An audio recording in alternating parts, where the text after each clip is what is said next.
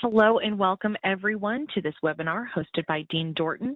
Presenting today is Wayne Yearwood, Healthcare Services Senior Consultant, and Brandy Montgomery, Healthcare Consulting Manager.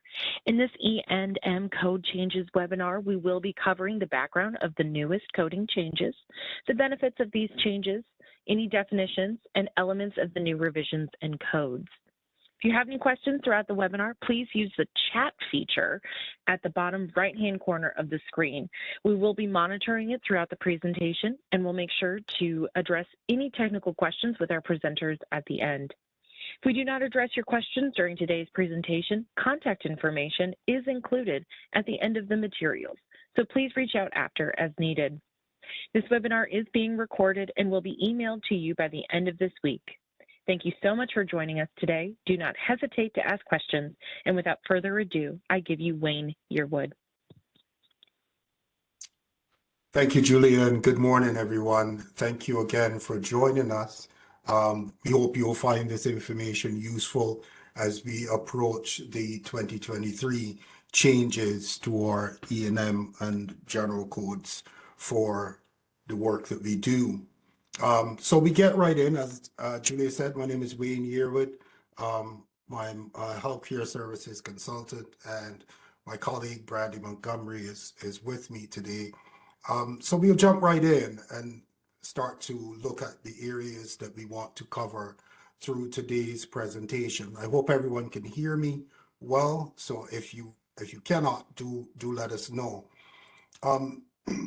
So we get started here, and out of the box, what I want to do is recognize that where we've come from in terms of background to these code changes. We had the 2021 outpatient changes, and we did expect that these changes would come to the inpatient and other areas sooner than later.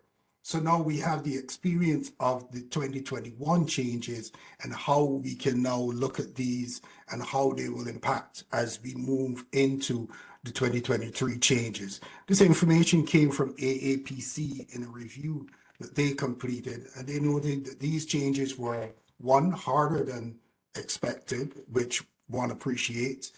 They explained the updates and changes were not as smooth as envisioned. There's still gray areas that need to be addressed.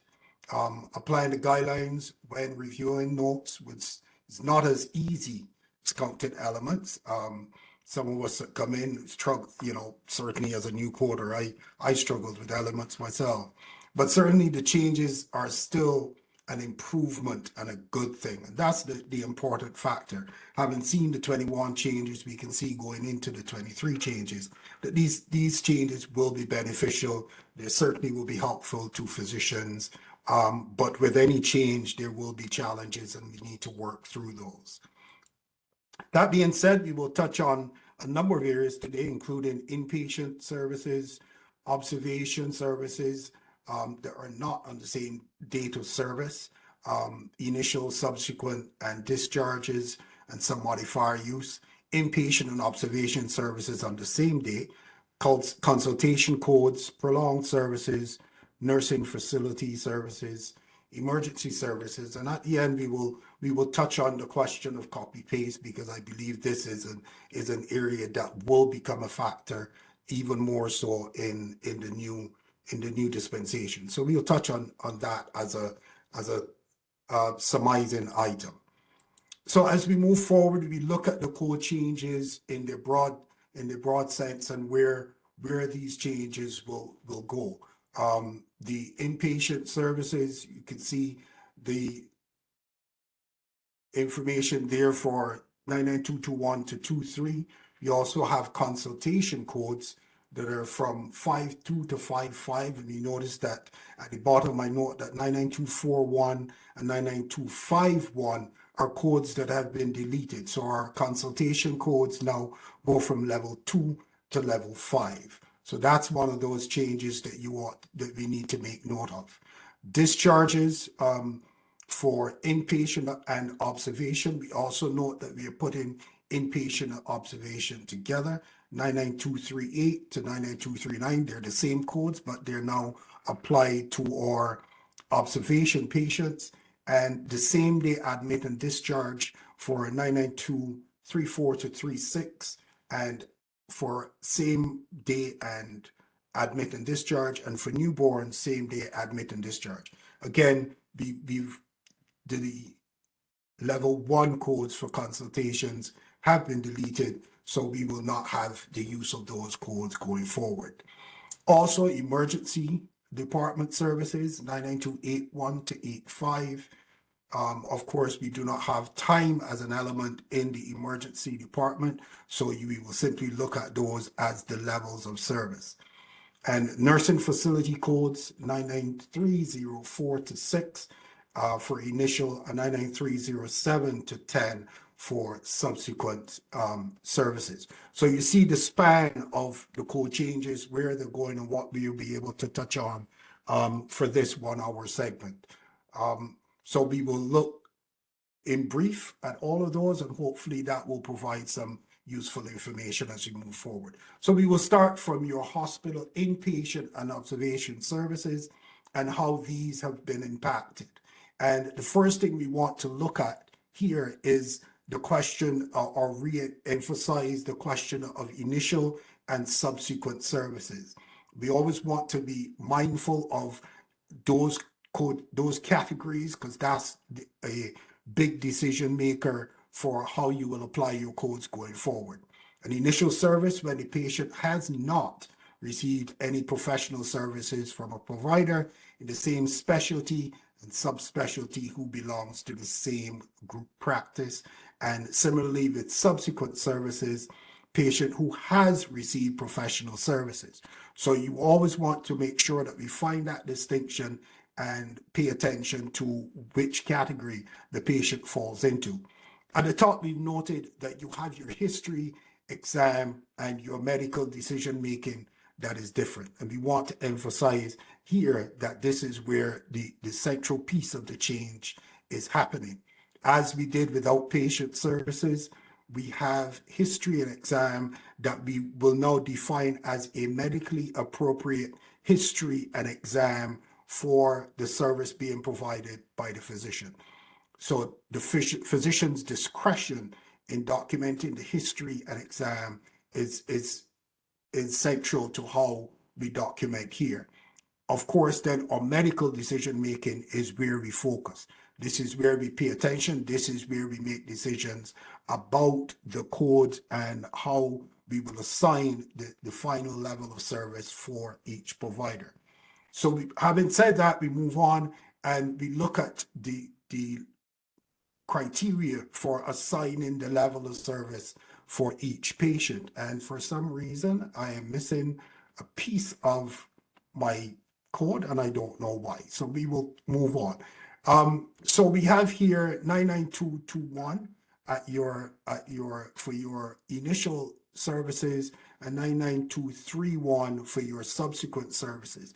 And what is important is to note the changes in the time allocations from 30 minutes to 40 minutes here, and also for each level of service from your 99231 code, you will also notice that those time differences are there as well. So for your 99231, you will have your 15 minutes, or which was your previous amount, and now we are at 25 minutes for the 99231 code. So the new time factor is 25 minutes for 99231. I've done this by marking here that these codes will apply at the straightforward or low medical decision-making level. So we can see those highlighted here. And I've just marked them by using a green circle or a yellow triangle to indicate where those items will fall. So that's our lowest levels, the two lower levels, and we see how the level of service applies in that instance. The complexity of the problem then, symptoms may cluster around a specific diagnosis, and each symptom is not necessarily a unique condition. So this was one of the areas, as we look at the revised guidelines, that that are emphasized. Comorbidities and underlying diseases in and of themselves are not considered in selecting a level of E&M service unless, a couple of points to make here, unless the comorbidities are addressed. If the provider is specifically pointing to the comorbid condition and examining it or addressing it in some way, then that is counted.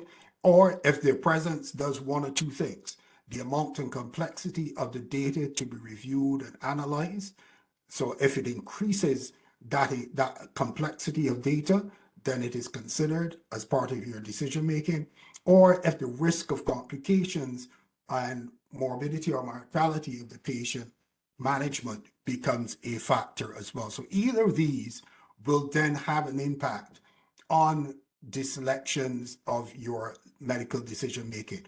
So we want to keep that in mind. On the right here, I've highlighted the number of complexity that would apply to the lower levels. That is your 99221, your 99231 codes. So we want to keep those in mind as we look at these areas of your codes.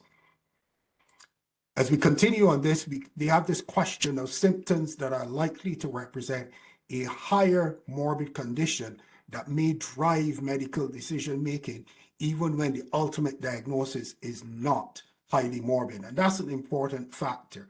Multiple problems of a lower severity may in aggregate create higher risk due to interaction. So what are those interactions? What kind of conditions will we consider when we talk about these symptoms driving the level of medical decision making? And I sought to illustrate that in a little cartoonish kind of way. But this the Zika virus is one of those conditions that might create that challenge. We know of Zika. We know it's transmitted by mosquitoes, that also transmit dengue and chikungunya. Can be sexually transmitted. But if you look at the bottom left corner there of that illustration, patients may experience fevers, conjunctivitis, myalgias, arthralgias, headaches, and malaise. So all these symptoms come into play. But in the context of the pandemic, and we overlay the flu as another condition that we deal with at this time of year, we can see how multiple symptoms in this scenario can then have a factor in driving medical decision making, because the provider now has to give greater consideration to which diagnosis we will ultimately come out to. But we have symptoms that may in fact be life-threatening from each of these conditions, and therefore that gives you some sense of how symptoms can cumulatively have an impact on medical decision making and drive that to be higher, even though the ultimate diagnosis may not be highly morbid. So I hope that illustrates effectively how that may play out in the context of multiple symptoms and how that works. So I thank my friendly Stork for allowing me to use him in that case.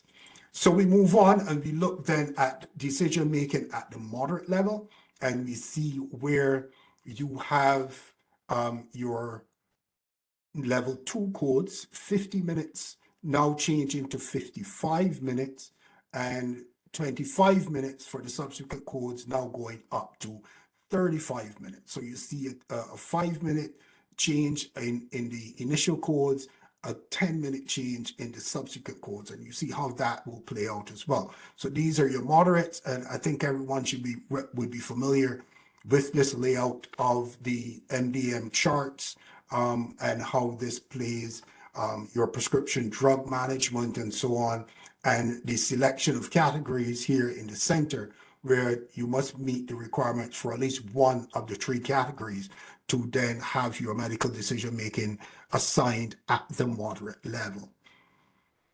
So moving along, you have your risk of complications. For the purpose of medical decision making, the level of risk is based upon consequences of the problem addressed at the encounter when appropriately treated. That's 1. 2, Risk also includes medical decision-making related to the need to initiate or forego further testing or treatment or hospitalization. So depending on what decisions are made in terms of treatment or foregoing additional treatment, that will also have an impact.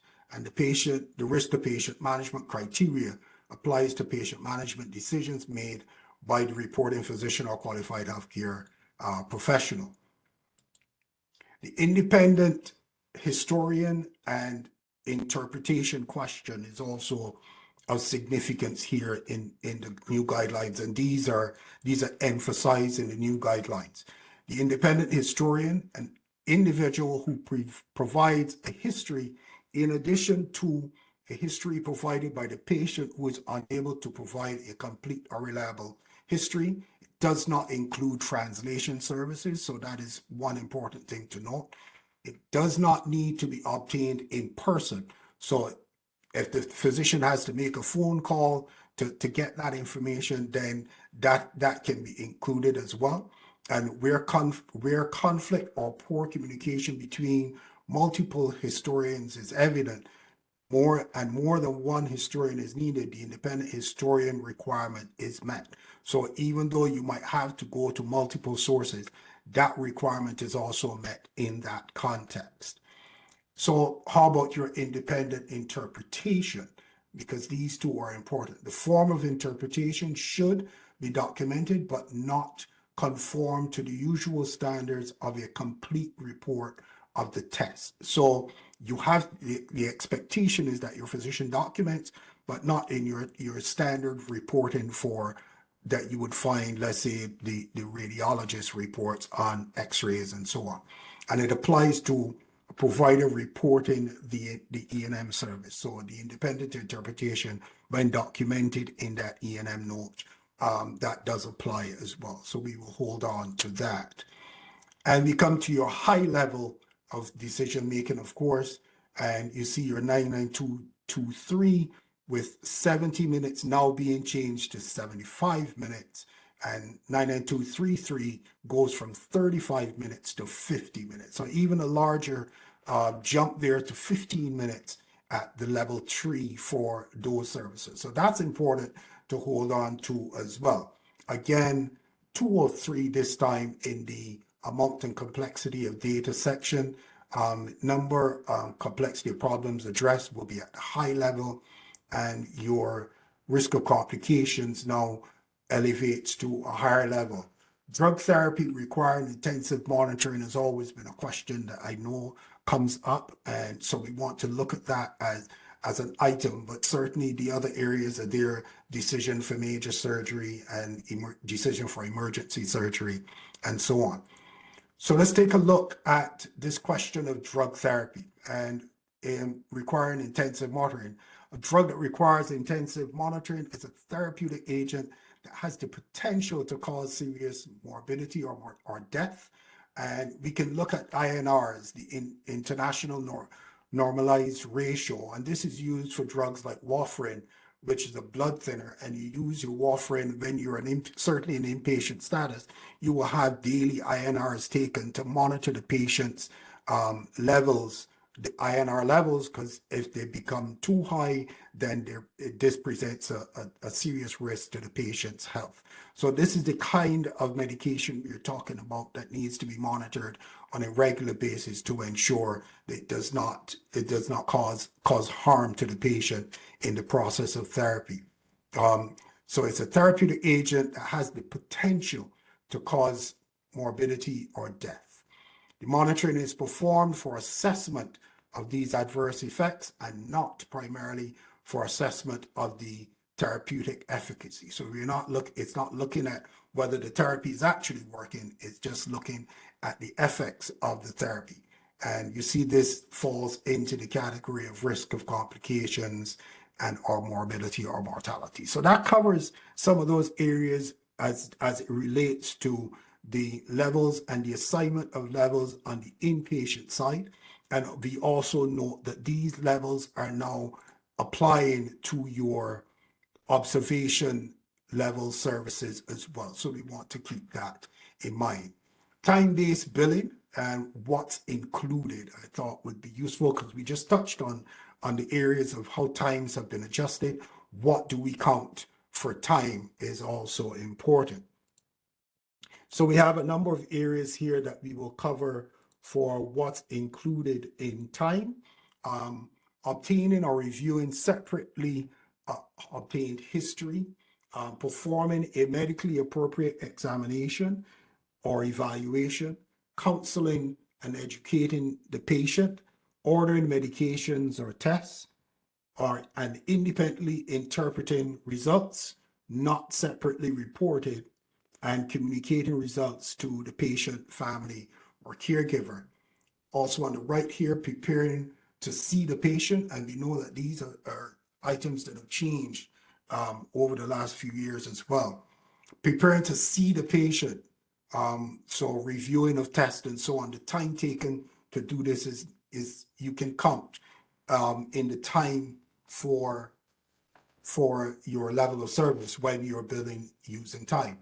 Referring and communicating with other healthcare professionals when not separately reported, documenting clinical information in the electronic record, and care coordination when it is not separately billed, reported as well. So those are some of the areas you want to ensure we're including in your time-based billing and how those elements are contributing to the overall time factor when we document time for your patient. So counting total time. The total time on the date of the encounter is by calendar date. And so we want to emphasize this. Continuous services that span the transition of 2 calendar dates is a single service and is reported on 1 calendar date. If the service is continuous before and through midnight all of the time, may be applied to the reported date of service. And we illustrate this, we have our timeline set here, and you see we start day X to day Y and crossing the midnight timeline. And therefore, we're saying if this started on September 11th through the 12th, I would bill based on the date of September 11th. That's when the service was initiated. And you would bill based on a single, you would bill based on a single calendar date. So you cannot split the bill across multiple days. So you would bill that across the date of service. So inpatient or observation status and admission. If the services in a separate site are reported and initial inpatient or observation care is a consultation service, then you report the subsequent hospital inpatient or observation care codes.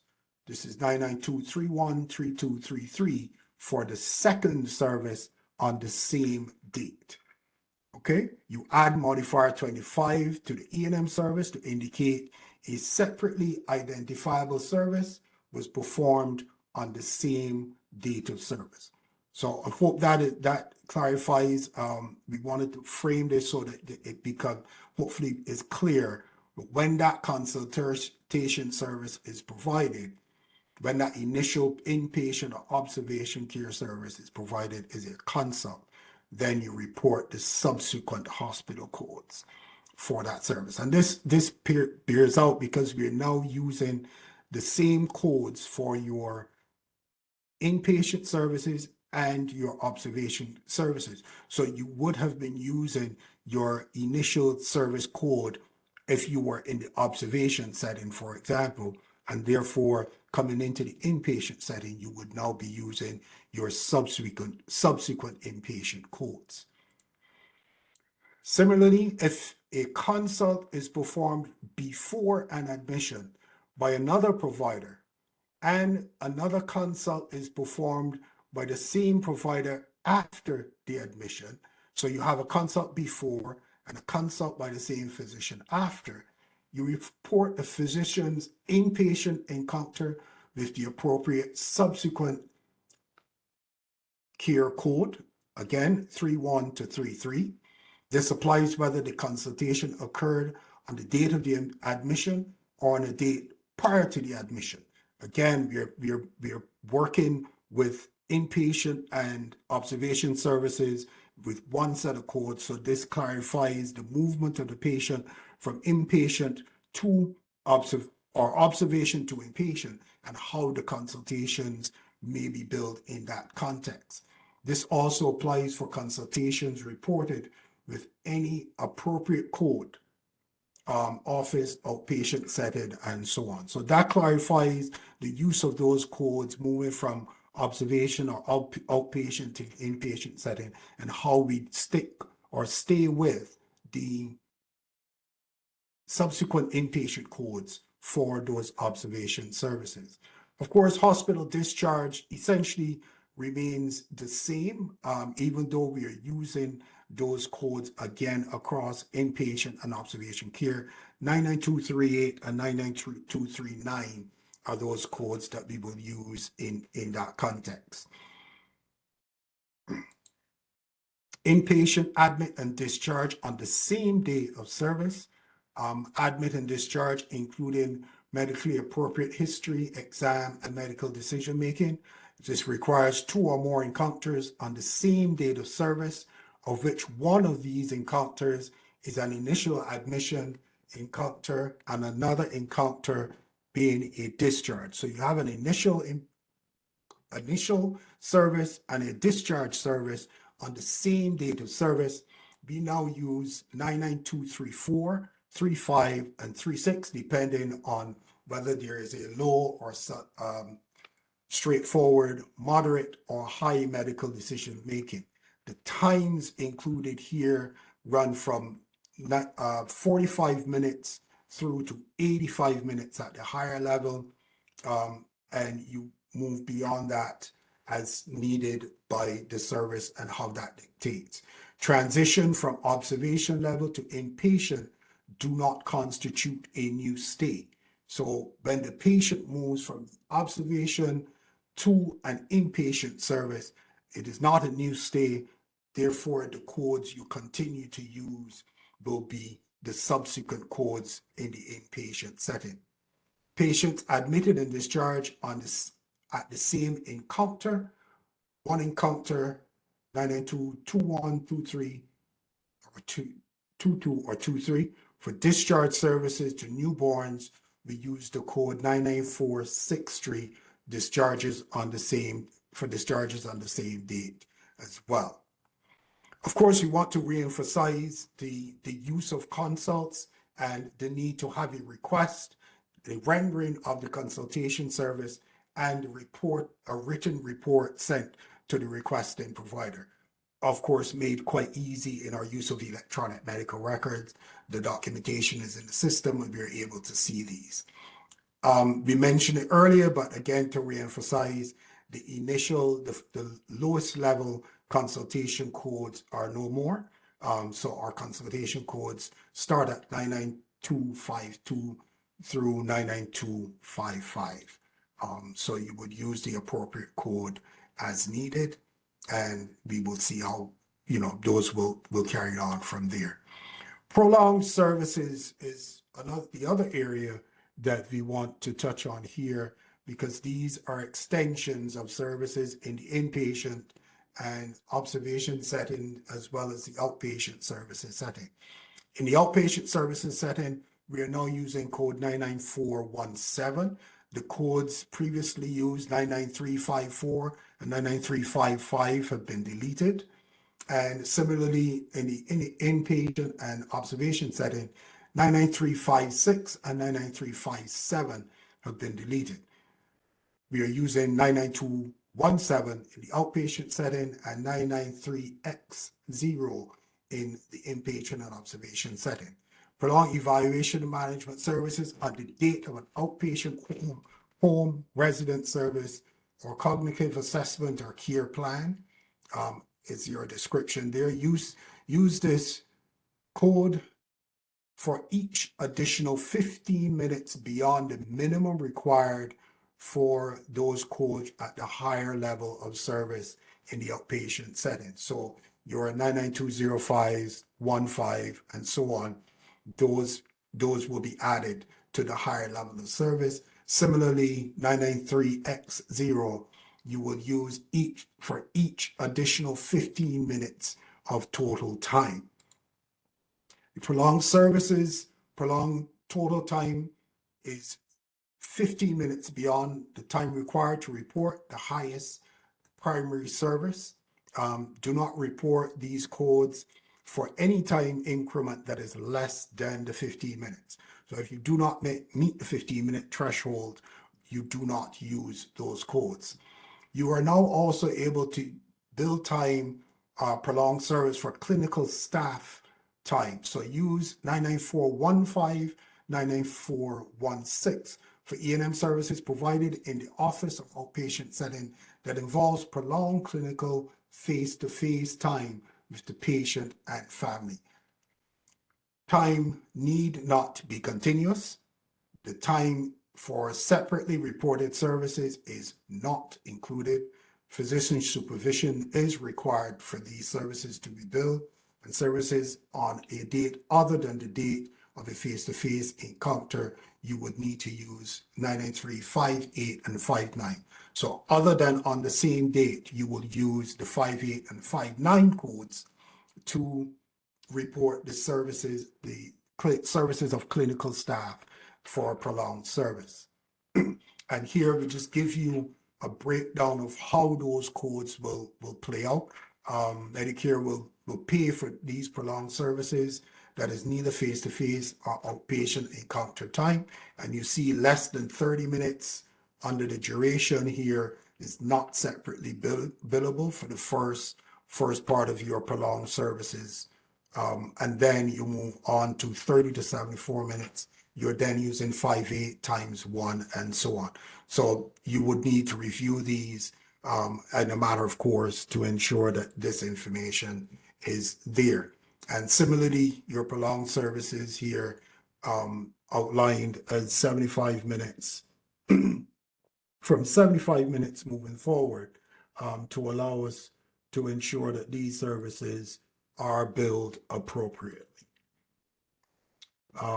Again, less than 75 minutes with your outpatient services, and this here should be your, it seems it's not displayed for some reason, 99205 times 1, and then your 99417 would be your additional code times 2. That would give you 75 to 80 minutes of time. So those are areas that you would need to review from time to time. Your nursing facility codes are also of interest as we move through the code changes here. Skilled nursing facility initial comprehensive visit must be performed by a physician unless otherwise indicated and approved by state law or regulation for other qualified healthcare professionals. The service codes here are 99304 to 99306. So in some instances, you would need to verify in your respective state domains whether the state law provides for other healthcare professionals to bill those initial facility codes. If not, then your physician would be the one billing those codes. For services of 60 minutes or more, you can then use your prolonged services code 993X0. When admitted to the nursing facility in the course of an encounter in another site, where, for example, your hospital emergency or being discharged, the services in the initial site may be separately reported.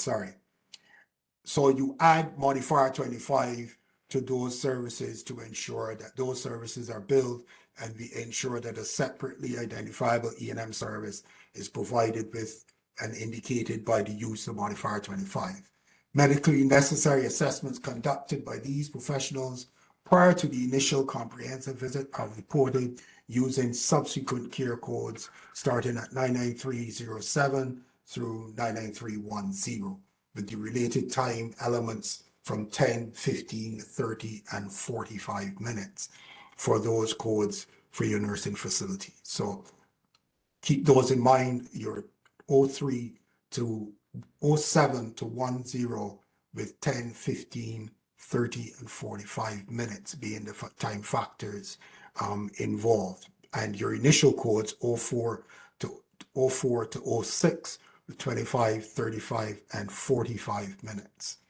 So if the patient is admitted to the nursing facility in the course of an encounter in another site, the services in the initial site may be separately reported. You add the modifier 25 to that service, and you are able to report there. So I just wanted to re-emphasize that particular point as we move forward. A service in a separate site, services in separate site are reported, and the initial nursing care service is a consultation service performed by the same physician or other qualified healthcare professional and reported on the same date. You do not report the outpatient consultation codes 99252 through 55 or the initial nursing facility codes 99304 to 06. You would report your subsequent nursing facility codes 99307 through 99310 for the second service on the same date of service. So we see that in similarly to the way we are looking at your inpatient from observation to inpatient service codes, and the same principle applies here as we move from a discharge or another service in another facility to your outpatient, to your nursing facility codes, and how those will be applied as well. In your emergency department is the next place we come to, emergency services and how your emergency services will tend to be looked at. And this is another area where we see that in terms of the emergency services, we have had the changes that impact the way the emergency service codes are set up and how these are taken as well. In the emergency services setting, we are aware that time is not a factor in assigning codes in the emergency department, and these emergency service codes then start from 992 codes start from 99281 and they go through to 99285. And for some reason, I just lost my presentation. Let me see what is happening. Here we go. Okay. So 99281 to 99285 are your levels of service for the emergency department. And here, the 99281 is your E&M service for a patient that may not require the presence of a physician or qualified healthcare professional. So while the physician will be the supervisor for these services, these are services that are carried out by your professional staff or nurses and so on in your emergency department, and those services can be billed with 99281. In the instance where then you have your 9982 through to 99285, we are then able to look at these in a similar way to we look at other codes: straightforward, low, moderate, or high in medical decision making, and similar categories apply for these codes. So you can see how this again has shifted. Again, a medically appropriate history and exam will be required. The expectation is that you will still have this information to complete the medical record, because we have to have some basis for determining the medical necessity of the services that we provide. So ensuring that the appropriate history and exam are appropriately documented will continue to be a critical part of all services, no matter the setting. So while we will make decisions solely on the medical decision-making element, we do want to ensure that the documentation that supports that service is on record, and how this will ensure that our services are appropriately reimbursed from the respective peers when that time comes. So that's your that's all I will touch on with the emergency services. So you want to keep those in mind. So if we want to then summarize some of what we covered here, we want to look at simply what codes have gone away. So our hospital observation services codes are no more. 99217 to 99220. Consultation codes 99241 to 99251 have been deleted as well. Nursing facility services 99318 has been deleted. Domiciliary and rest home services 99324, 38 to 38, 34 to 37, 3940. Those have all been removed as well. Home and resident services 99343, prolonged services 99354 and 57 have been removed. So those are codes that we will no longer have access to. We will no longer be able to use those. But certainly we have this transitioning to where we are in terms of the use of inpatient and observation codes and the merging of those codes and how they will relate to each other, and the implications for nursing facilities, for use of consultation codes, use of subsequent inpatient codes as you transition into a nursing facility or into the inpatient setting, and how those will be applied as they relate to consultations or services provided on the same data service. So we want to remember those. The other thing I want to look at then in the context of all these areas that we've covered is this question of copy-paste.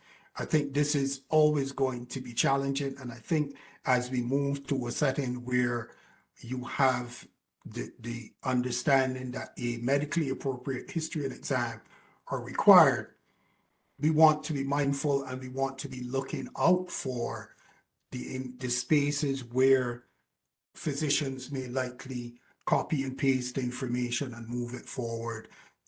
It may seem convenient, but it then really opens a hornet's nest in terms of what can be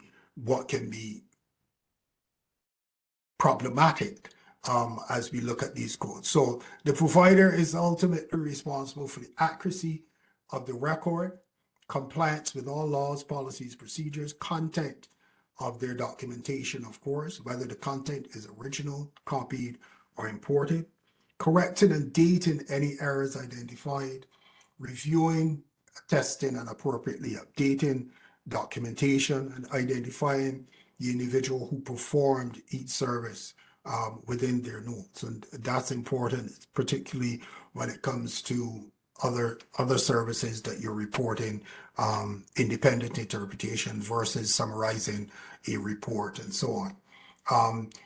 So you can copy relevant portions of the record, provision previous notes, if it represents the level of work performed during the current visit, summarize the diagnostic tests or findings rather than copying the complete report into a note. We mentioned that earlier, the importance of summarizing and providing that information in the note. Providers may use notes from other providers as reference, and of course, your chief complaint, review systems, exam, assessments, and sections. All these areas really should not be copied. So each note in and of it should stand on its own merit in those instances. That to me, in my mind, is really important, because that allows for the medical necessity to be covered and to ensure that we do not have bloated notes with information that does not necessarily apply and does not have an impact on the medical decision making for the provider in each instance. I think that's the point where I will stop for the moment in terms of presentation, and we will open for your questions, and hopefully I can have a sip of coffee and hear your questions if we have those out there. Thank you very much for listening. I hope you enjoyed and find the information useful, and that we will be able to provide answers and some guidance going forward as we approach another change in the guidelines and requirements as we have them.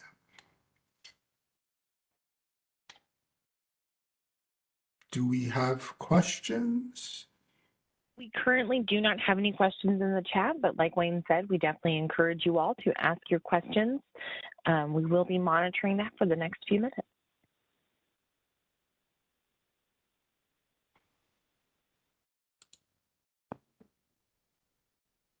While I have that, I've put some information on the screen for contact information if should you wish We to. did receive a question, Wayne. Oh, great. The prolonged visit code 99356 that is being replaced currently has a placeholder code. When does the actual new code become available to us? That is a good question. I am not sure, I'm not clear on when that placeholder will be updated. I should check and see if there's been any additional information published on that at this point, but at the moment, I do not have a timeline for when that will be updated. But I will certainly check immediately to see whether it has been out there and I have not seen it, or whether there's some timeline for when that will be provided.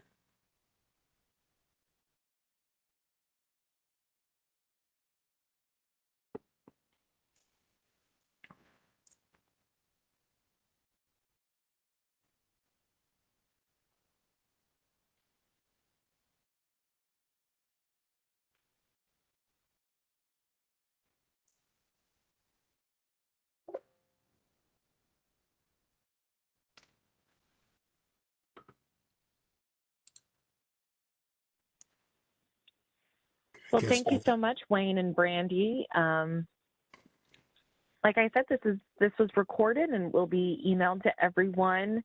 Oh, can we see the slide for the deleted codes one more time? Well, absolutely. Just roll forward here.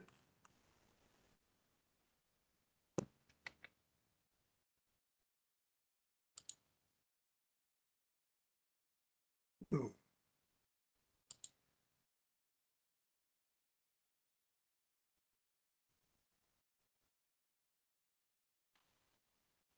Just 1 second, I'll get right back to it.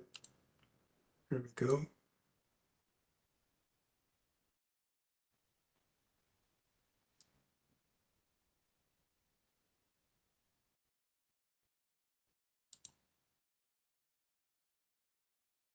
Okay, hope you can see that.